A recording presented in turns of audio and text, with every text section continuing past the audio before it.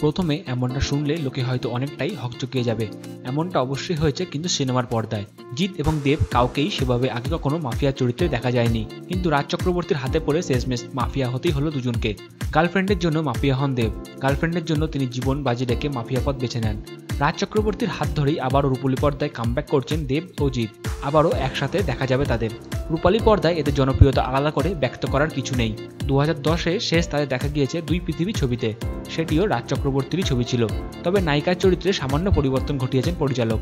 কোয়েল মল্লিকের জায়গায় নয়, বরখার জায়গায় আনা হয়েছে দেবের গার্লফ্রেন্ড রুক্মিণীকে। ছবিটিতে যে থ্রিলারে ভরা তা সিনেমার নাম থেকে স্পষ্ট। ছবির কাজ এখনও শুরু হয়নি, তবে খুব শীঘ্রই ছবির শুভ মহরত হবে বলে জানা যাচ্ছে।